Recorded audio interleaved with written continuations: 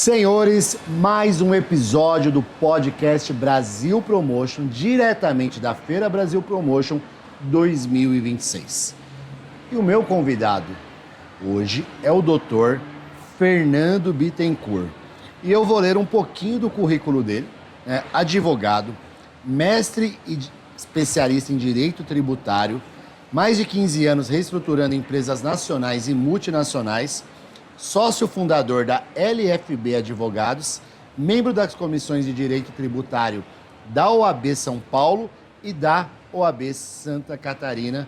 E nós estamos num momento de reforma tributária, né? O Brasil passando por isso, você vai impactar todas as empresas do Brasil e nada melhor do que um especialista. Dr. Fernando, obrigado. Prazer.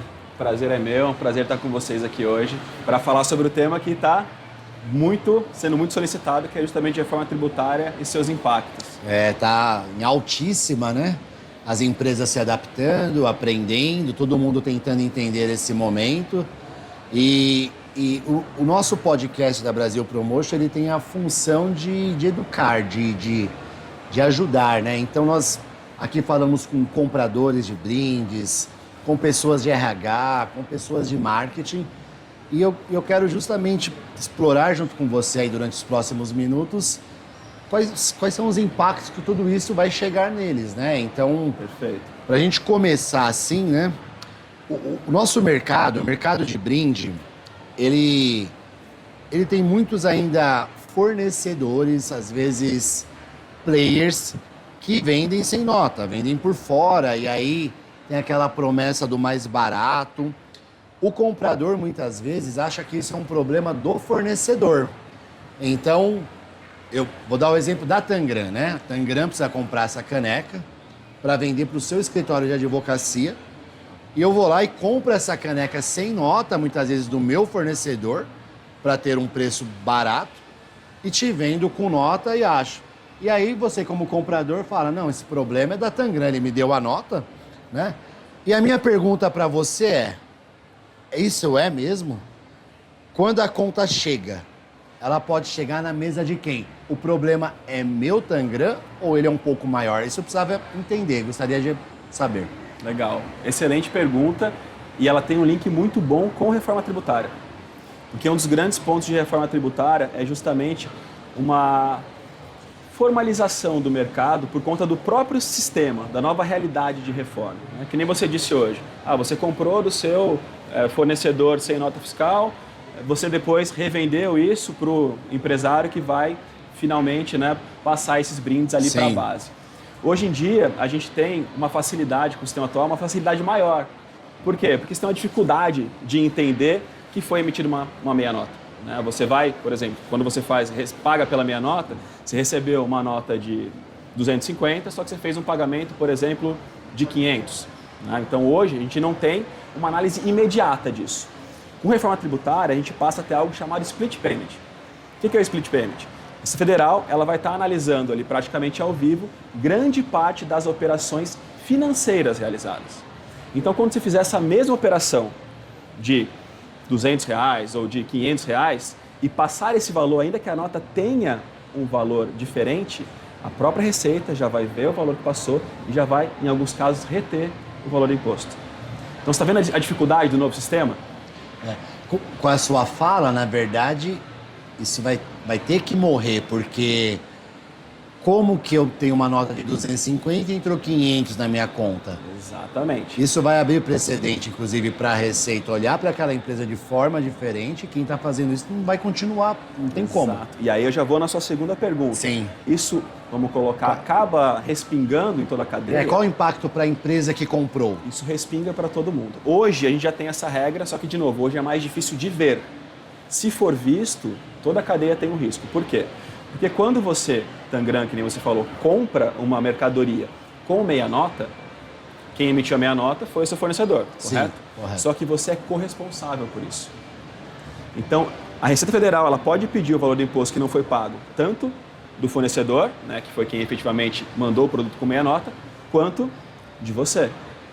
Certo. E muitas vezes, quando a gente tem esse tipo de operação fraudulenta, né, com sonegação ainda que parcial, a Receita já sabe que não consegue pegar muita coisa daquele fornecedor. Então ela vai em quem efetivamente ela sabe que paga os impostos em dia e que está em dia com o fisco. Então você tem um grande risco. A mesma coisa, né, quando você vende para o seu cliente também com meia nota. Porque essa história, para mim não interessa a nota, mais ou menos. Porque o seu cliente também é solidário, ele é corresponsável por esse imposto que, se você vendeu com ele a meia nota, ele deveria ser pago. Mas complementando, doutor, começou a cadeia, comprei do fornecedor com meia nota, aí não vendi com meia nota, vendi com a nota cheia e cheguei em você, no seu escritório, para vender para você. Existe alguma corresponsabilidade sua que recebeu ou isso... Vamos lá, em regra não, porque muitas vezes eu nem vou saber disso. Isso, você não... Eu não tenho nem conhecimento. Tá Por que existe corresponsabilidade das duas partes? Então, por exemplo, o exemplo Tangram fornecedor. Sim. Porque você sabe que você pagou meia nota. Claro. Você ajudou o seu fornecedor Aí, a não pagar imposto. A Receita vai olhar e falar assim, você é corresponsável, me dá aqui o dinheiro que você deixou para trás lá. Exatamente. E tem outro ponto que vai dificultar esse cenário de hoje também, né? De novo, é a regulação do mercado, o mercado regulando o próprio mercado. Que é o seguinte, a gente começa a ter na reforma, trabalhar com créditos e débitos. Sim. A gente advoga muito para muitas empresas do varejo, até algumas de brinde, e você vê um certo receio da empresa, quando cresce, sair de um simples ou no presumido para um real, que muitas vezes faz sentido porque a margem do varejo ela é apertada, porque tem que ter muito mais controle de receita, de despesa, né, de custos. E com a reforma tributária, independentemente do regime que você está, ainda no simples, porque no simples você pode optar para recolher IBS e CBS, você vai ter que ter esse controle. Porque a única forma de reduzir o seu imposto aqui na ponta é você olhar para as suas despesas lá atrás. Então, quando você tem um fornecedor que emite uma nota, né, com valor menor, você acaba, de uma certa forma, onerando a cadeia inteira até o consumidor final. Você sabe, doutor, no caso da Tangram, né, nós optamos pelo lucro real alguns anos atrás, justamente por buscarmos inteligência tributária, e isso fez com que nós pagássemos menos impostos de forma 100% legal, com todas as despesas controladas, todas as entradas bonitinha, mas nos creditando daquilo que é de direito de se creditar. Exatamente. Né? Dentro justamente sob crédito, né? E é isso, quando uma empresa então compra sem a nota fiscal correta, o que ela perde na hora, sem nem perceber, em crédito de imposto, em dedução, em coisa que era dela por direito. Exatamente. Certo? E sem falar que ela puxa um risco para ela, que nem eu disse. Ela pode ser questionada para pagar aquele imposto que o fornecedor não pagou. Entendi. Existe aquela ideia, comprei de boa fé, o problema é dele? Ou na prática, a empresa que você acabou de falar, ela pode ser responsabilizada pelo fornecedor, né? Até onde vai a corda, mas eu acho que você acabou de falar. Exato. Como é que, vamos lá, vamos falar de boa fé aqui. Como é que você fala que você teve boa fé se você pagou 500 e recebeu uma nota de 250, entendeu? Você pode até falar, não tinha desconhecimento, etc. Mas, poxa vida, hoje, na minha visão, é dever do empreendedor ter o conhecimento. Ele precisa ter o conhecimento, exatamente, né? O fornecedor mais barato costuma muitas vezes ser mais barato porque não recolhe às vezes os impostos, né? Claro que não é generalizando, tem gente que consegue fazer direitinho. Fazendo a conta de verdade, autuação, multa, juros lá na frente, quanto que custa mesmo essa economia? Então, vamos lá, eu converso com muita gente que tem me faz essa pergunta, eu recebo muito essa pergunta, por mais que possa parecer estranho, que é o seguinte: Fernando, por que eu vou fazer uma estrutura, que nem você disse, a sua estrutura Tangram, vou gastar meu tempo, gastar meu dinheiro, porque você não fez sozinho, você teve, né, toda uma assessoria. Advogado, contadores. Você investiu nisso. Parte financeira, reestruturar tudo, reorganizar processos. E tem um preço. Claro. Então a pergunta que eu recebo, olha só, por que eu vou fazer tudo isso? Eu vou pagar esse preço se eu posso ficar fazendo 5, 10 empresas no Simples e não ter esse risco? Aí a minha resposta é: o que você quer para você, para sua empresa, para o seu legado que você vai deixar para sua família? Você quer ter uma marca, uma empresa que ela vá ir para frente, que ela vai construir um legado, que você vai deixar algo sólido e algo efetivamente que se sustenta para sua família? Ou você vai querer ficar quebrando empresa atrás de empresa com esse risco? Porque é isso, o que acontece, né? A conta é cara. Só que, em regra, o cara já tem 5, 6 empresas, ele vai lá, deixa de lado aquela empresa e o fisco vai indo atrás, né, dos tributos enquanto ele continua operando. Isso vai fazendo uma cadeia, muitas vezes cai, outras vezes não cai, porque a gente também tem uma série de parcelamentos no Brasil, você consegue pagar com desconto, mas enfim, você deixa um legado que é um problema para sua família. Porque tudo bem, se você tiver tempo de arrumar, ok, mas se você está com toda essa construção e acontece alguma coisa, você não está mais amanhã, é isso que você vai deixar?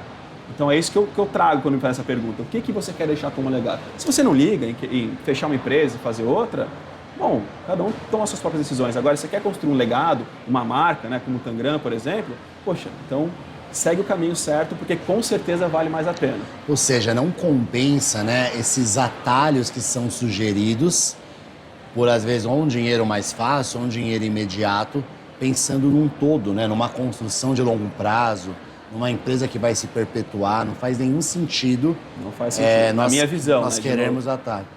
Na visão de alguém mas só para te dar que é um advogado, que é uma pessoa... Porque na prática, o que acontece, gente? Tudo que você efetivamente deixa de pagar, ainda mais quando você deixa de pagar por livre e espontânea vontade, como é o caso de meia nota, etc., que tem um dolo, né, uma vontade de agir, você vai ser cobrado, né, depois, se for descoberto, aí muita gente faz porque é difícil ser descoberto, ainda mais quando é um volume pequeno de valores, mas se você for descoberto, você vai ser cobrado com 100% de multa e com juros. Então essa é a conta. Você está economizando hoje para daqui a 3, 4 anos ter esse risco de ser cobrado com 100% de multa e juros. A gente sabe, a gente está em recorde histórico, né, dos últimos tempos de juros, então a gente sabe que é um percentual alto e que faz a diferença. A gente comentou sobre isso, né? Justamente isso. Então não é só a empresa que fica exposta, né? O comprador que aceitou isso, o gestor, o diretor que aprovou, né? Ele compra, né? E você já trouxe essa visão, né? Que ele pode ser solidário ou corresponsável, né? Então ele responde por isso desta forma, sendo corresponsável, sendo solidário, né? O nome dele entra nisso também, ele é comprometido também. Exato, porque você tem uma nota fiscal, no caso da meia nota, que ela vai ter, né, um vendedor e um comprador. Difícil comprovar que você de fato sabia daquilo, né, e ajudou aquele fornecedor a não pagar tributos, você vai ser solidário deles. Mas olha que interessante isso, né? Eu falo muitas vezes que a gente está caminhando com reforma, eu já trouxe split payment, já trouxe a própria sistemática da reforma de créditos e débitos, a gente está caminhando, né, por uma formalização maior do mercado. Sim. Junto com tudo isso, e a informação fiscal e tributária, ela acaba não reverberando tanto, por isso que eu faço questão de estar aqui com vocês no podcast, que eu faço questão de estar em palestra, faço questão de sempre estar aberto para falar, porque a gente está no topo, então a ideia, no topo da informação, então a ideia é a gente disparar essa informação para o máximo de pessoas possível, até para educar o mercado. Mas o que muita gente não sabe, e é algo muito importante saber, é que a gente teve no início desse ano a formalização do Código de Defesa do Contribuinte. Nesse código, o que foi formalizado foi a figura do devedor contumaz. Sempre se discutiu quem é o devedor contumaz, mas agora a gente tem formalizado de forma objetiva. Então, se você é um contribuinte que deixa de pagar 4 períodos consecutivos de tributo durante 12 meses ou 6 alternados, você já é considerado um devedor contumaz. Tá bom, mas qual que é a consequência disso? Você tem uma série de consequências, você pode perder regime especial, você não pode pedir sua própria recuperação judicial, mas a pior delas é a seguinte: hoje, quando você sonega ou comete um crime contra a ordem tributária, você vai ser questionado para pagar esse tributo, só que também você vai sofrer muitas vezes uma ação penal pelo crime contra a ordem tributária. Só que você tem uma regra, porque a ideia do tributo é você arrecadar, não você prender as pessoas, que é a seguinte: se você pagar o seu tributo, ainda que parcelado, aquela ação penal ela se extingue e você não vai ter consequências penais. Se você for um devedor contumaz, ainda que você pague, caracterizado conforme a lei, ainda que você pague o tributo se foi questionado pelo crime contra a ordem tributária, aquela ação penal vai continuar. E detalhe, ela pode continuar com você ou com o solidário, no caso o comprador. Então olha como está mudando muito a realidade de tributação no país. Na verdade, né, o que a gente caminha no país é para uma formalização, para uma organização, para que as empresas que trabalham seriamente possam competir de igual para igual entre si, e aí sim, mostrando seus atributos, mostrando seus valores, mas não só brigando por preços que muitas vezes são conquistados por um benefício escuso, por um benefício que não vai funcionar, né? Dentro disso, né, fala-se muito de governança, ESG, e grandes corporações elas têm política de compliance fortíssimas, muitas vezes discursos de ESG. E aí a minha pergunta para você é assim, né? O que acontece com a credibilidade dela quando se descobre que a cadeia de brinde é informal? Governança combina com comprar por fora? Vamos lá, aqui de novo, né? A gente vai entrar naquele ponto do conhecimento. Eu acho que, né, minha opinião aqui é nua e crua, se ela está comprando direto de um fornecedor que ela sabe que está fazendo meia nota, ela tem, né, esse problema, inclusive ela pode ser questionada por isso. Sim. Agora, se ela está dentro de uma cadeia que ela não tem conhecimento... Mas uma pergunta dentro disso, difícil. da questão do conhecimento, né? Vamos dar um exemplo. Eu chego lá no seu escritório e eu vendo essa caneca por... Você pede 3 cotações, como a maioria das empresas fazem, que é o correto. Importante a concorrência. Eu te mando lá R$10, o meu concorrente te manda R$9,50 e alguém te manda por 5. Agressivo. Nós lidamos com pessoas extremamente inteligentes, pessoas estudadas, pessoas com faculdade, com MBA.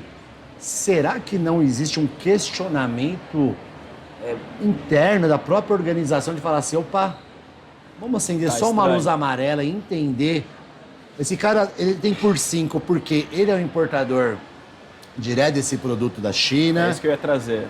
Esse cara tem por 5, mas ele compra onde o A e o B compra também.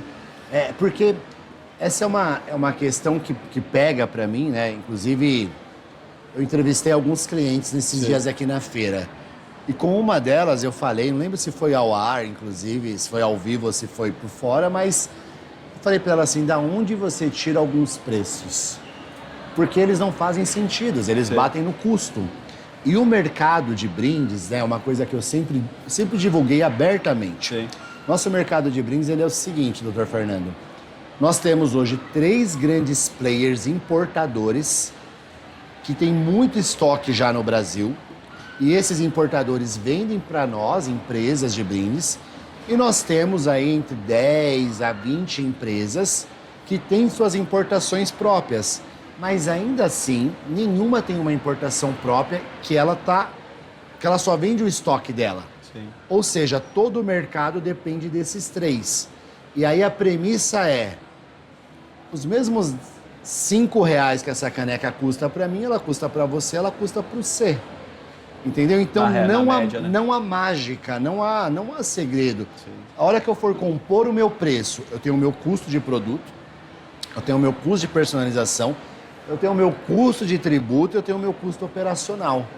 A minha grande questão fica assim, o que esse comprador, esse marketing, o que essas pessoas deveriam se questionar na hora que elas fizerem ali 3 cotações e receberem uma coisa muito fora da curva? Por quê? As empresas são pressionadas para baixar custo. Sim.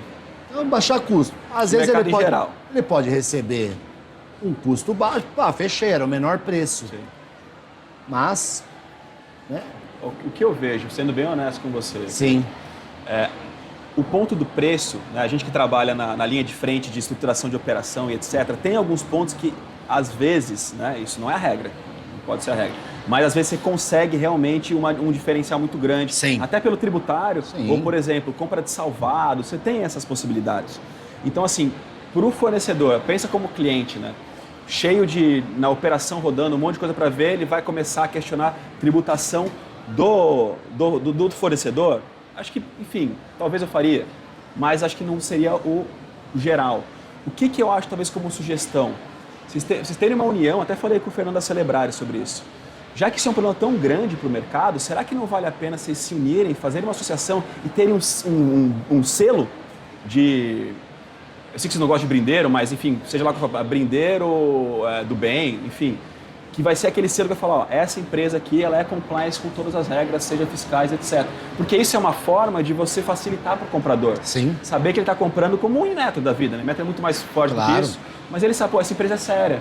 Essa empresa eu sei que ela não está trazendo mercadoria sem tributo, eu sei que ela tem uma estrutura que não tem nenhum tipo de problema trabalhista, seja lá qual for. Entendeu? Isso é importante. Acho que essa, não sei se você sabe, mas nos Estados Unidos isso existe.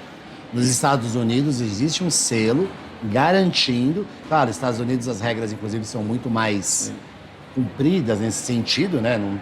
Mas já existe um selo de categoria das empresas. Então, isso, para mim, mudaria o mercado, a gente não precisaria ficar preso nisso. E aí vocês usam mídia para divulgar. Ó, isso aqui, se você não estiver comprando aqui, você pode estar... Na verdade, se essa sua ideia, esse plano, tomara que vá para frente, com a associação que estão fazendo, ela andar, junto com reforma tributária, você quase que organiza o mercado. Exatamente. Primeiro você elimina qualquer coisa, porque é justamente nesse outro sentido, né? Porque informalidade nunca é só fiscal. E aí a minha pergunta vem nesse sentido. O que mais costuma vir junto de um fornecedor que faz tudo de qualquer jeito? Condição de trabalho, exato, origem do uso indevido da marca, né? Como que isso acaba até respingando no cliente final? De novo, aquele ponto que você está abrindo uma caixa de Pandora ali. Talvez esse ponto de uso indevido da marca aí realmente acho que quem compra tem mais facilidade. Né? Sim. Você comprou ali 50 camisas da Nike, não pela Nike, por um preço que não tem... faz sentido, né? Não faz muito sentido. Aí eu acho talvez que na verdade é uma responsabilização diferente. As empresas de personalizados nem podem fazer coisas com marca, né? Não é permitido. Né? Mas enfim, o que você trouxe é isso, né? A gente tem que pensar, eu penso muito nisso, o que você está incentivando quando você está fazendo uma operação, quando você está fazendo uma compra, né? Você está incentivando o mercado que você se orgulha, que você quer deixar, de novo, legado. Eu falo muito legado porque eu penso muito nos meus filhos em relação a tudo que eu faço e eu quero deixar um legado positivo para eles. Claro. É isso que você quer para o Brasil? Entendeu? É isso que você quer deixar? Eu acho que esse é um ponto, talvez, para todo mundo se conscientizar e não ficar pensando só em preço. Pensa em qualidade, pensa na qualidade de trabalho daquela pessoa que está na empresa que você contratou, entendeu? Porque é isso, nunca vai vir informalidade sozinha, né? Ela vai vir acompanhada de uma série de coisas. Tem informalidade, tem condições de trabalho que não são adequadas, tem a origem de qualquer jeito, né? Não funciona. Que dicas que você poderia dar, pensando no nosso comprador final, né? No comprador, aquela pessoa que demanda a gente, o que ela deveria avaliar numa empresa, vamos falar dessa feira, por exemplo, que são empresas de brindes. O que ela deveria avaliar na hora de considerar essa empresa entre seus 3, 4, 5 fornecedores?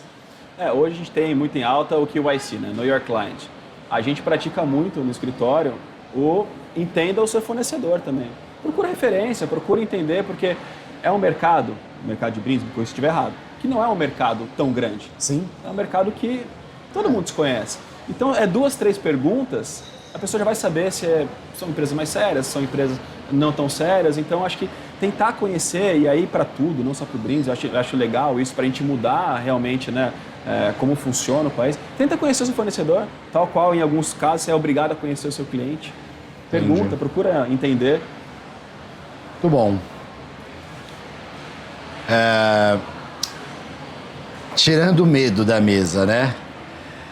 Isso que eu acabei de falar. Então, além de conhecer, então esse conhecimento, o comprador, você acha que ele deve exigir alguma coisa do fornecedor? Assim, existe alguma exigência legal, algum documento? Qual que é o mínimo inegociável para o comprador? Bom, minha visão como tributarista, documentação fiscal. Certidões. Certidões é importante. Enfim, aqui hoje, como a gente acaba não tendo crédito, talvez não tenha tanto impacto, mas faz sentido você pedir certidões, você procurar o CNPJ, ver se tem algum tipo de restrição. Mas, assim, o mínimo é documento fiscal no valor da operação que você efetivamente está contratando, né? Até para que ele tenha confiabilidade, né? Naquilo que ele está contratando, né? Passou pelo nosso stand agora uma empresa querendo 2 milhões de bolsas térmicas. Uhum. E eu falei para ela, eu não tenho condições de te atender. Não tem. Para essa tipo de demanda, são pouquíssimas empresas no Brasil.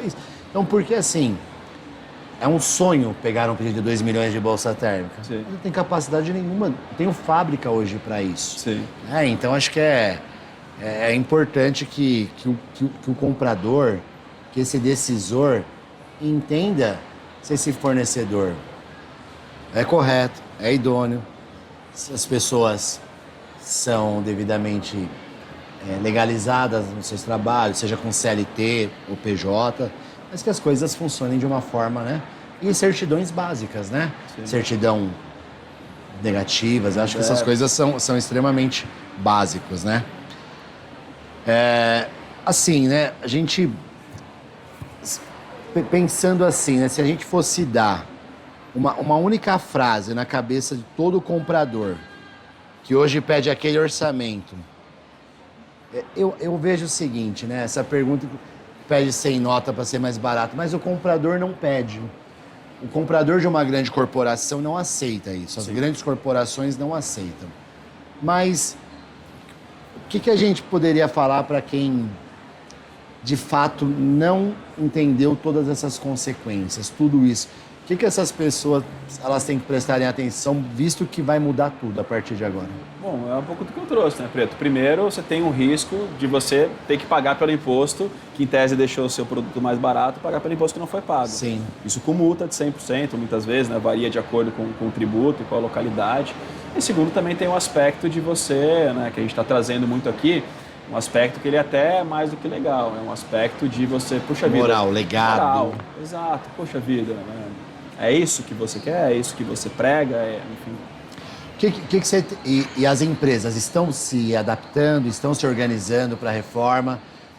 Qual é o futuro que você tem enxergado com todas essas mudanças? Vamos lá, eu fico preocupado de verdade com a reforma tributária, porque eu vejo muitas empresas, especialmente o PME, né, o pequeno e médio, que ou não tem informação ou tem informações erradas. Então, eu vejo as empresas maiores muito bem preparadas, a gente já tem empresas já desde janeiro cumprindo, né, os requisitos que começaram agora a semana e ainda assim flexibilizados, e eu vejo outras que não sabem efetivamente o que está acontecendo. Né? Então, por exemplo, eu vi na sua palestra, né, a sua palestra recentemente no evento que nós tivemos juntos, palestramos juntos inclusive, a impressão que eu tive do público ao te ouvir é que você tinha jogado uma bomba na cabeça deles, assim, que eles falaram assim, meu Deus, o que eu faço agora? Exato. Né? Mas pode continuar, perdão. Por que é isso? Porque, por exemplo, né, a gente vê, puxa, a reforma tributária ela manteve o simples. Né? Aí vem o pessoal, né, me pergunta, não, Fernando, vamos colocar o setor de brindes porque é um setor clássico aqui. Mas eu vendo brindes, para mim vai continuar tendo simples, não tem problema. Pelo contrário, você vai ter provavelmente mais problema do que os outros. Por quê?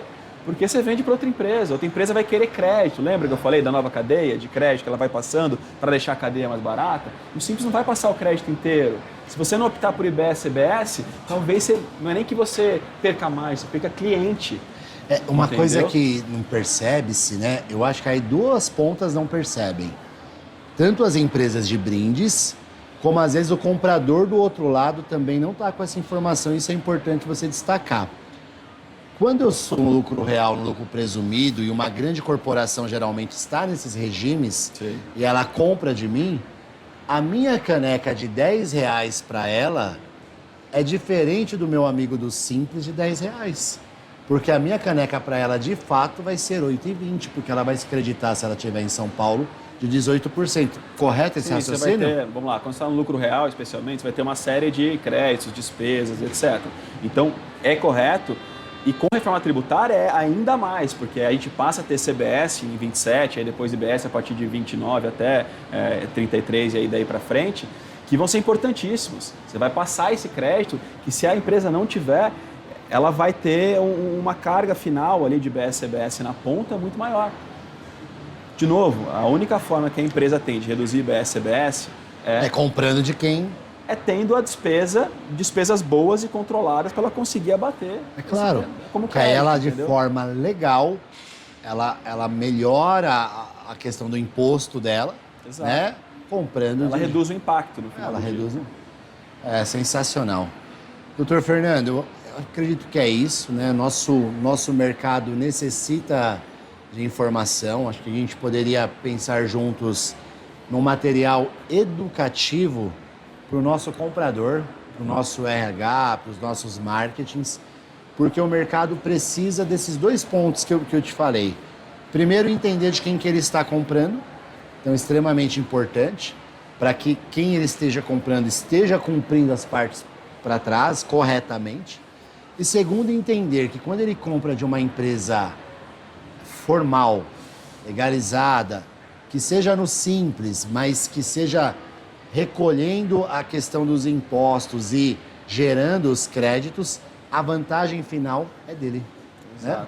E aí eu trago 2 pontos, né? Talvez um ponto importante é quando você for participar de um bid, né, de orçamentos, talvez se adiantar e já ter o seu próprio folder falando isso aqui é uma empresa totalmente regularizada, a gente, entendeu? Para você já mostrar para o cliente. E olha que interessante, vou puxar algo que você trouxe lá no comecinho, né? Você falou, poxa, eu trabalhava no simples, mudei para o real, no final fiz uma estrutura que ficou até mais barata. Sim. Então, muitas vezes, e isso eu falo em todas as palestras, muitas vezes você está fazendo algo que você tem risco, né? Está errado fiscalmente falando, e muitas vezes você não está pagando menos tributo. Não. Você está só assumindo um risco, quebrando a cadeia, onerando o produtor final e ainda muitas vezes até acaba atrapalhando o mercado. As pessoas não entendem, né, doutor Fernando? E aí, talvez falando até para as empresas de brindes esse momento, é que o simples, né, um regime que foi feito para simplificar, mas talvez ele não é o melhor regime porque ele é um regime que te tributa sobre faturamento. Exatamente. E faturamento não é lucro,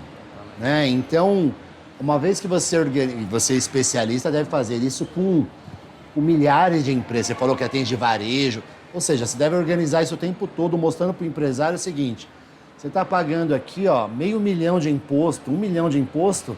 Se você deixar isso aqui tudo redondo, você vai economizar R$500 mil por mês. Outra pior, né? Como é o que você disse, né? O simples e o presumido são presunções. Sim. Então, muitas vezes você nem tem o lucro e você está pagando imposto. É isso aí. Isso não faz sentido. Não faz sentido nenhum.